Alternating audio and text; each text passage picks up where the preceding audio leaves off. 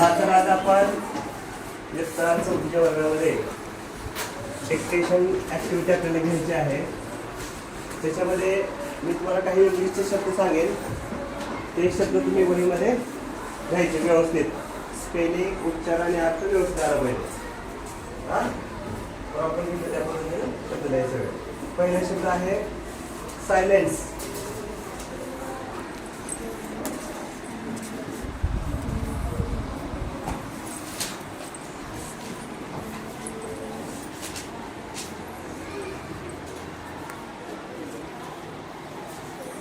Silence शब्द पहिला,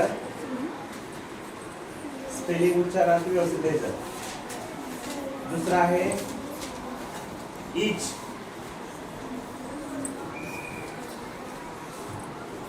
दुसरा शब्द द्यायचा आहे इच.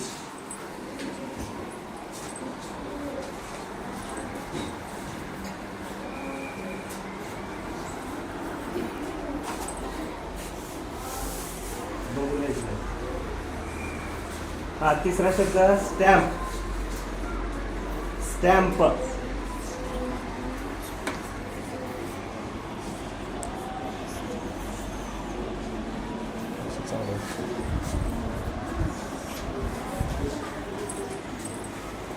स्टॅम्प शब्द लिहिला. हा, त्याच्यानंतर आहे अफ्रेड. अफ्रेड.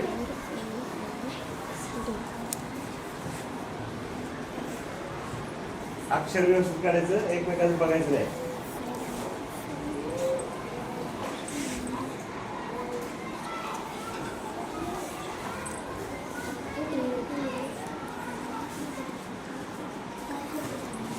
हा, पाचवा शब्द चीट. चीट. चीट. काय पहिला शब्द चीट.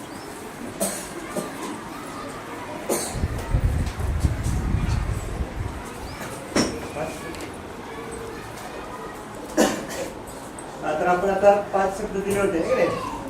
5 शब्दाची स्पेलिंग, उच्चार आणि अर्थ ज्याचं बरोबर आलेला आहे त्याला आपण काय द्यायचे, शाबासकी द्यायची. ठीक आहे. हा, तर चेक करायचं तर हा,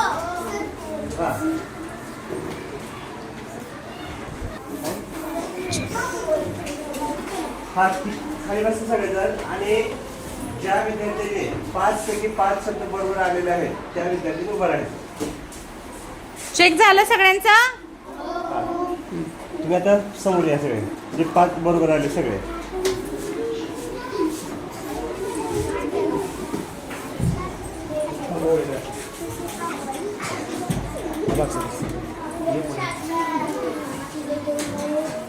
हा, तर आपण चौथीच्या वर्गामध्ये डिक्टेशन ॲक्टिव्हिटी घेतली होती.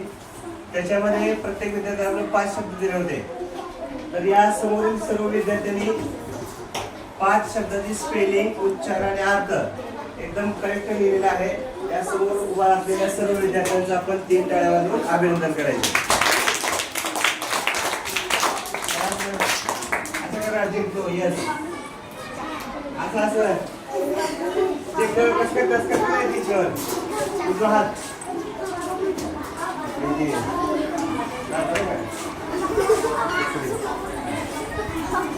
काय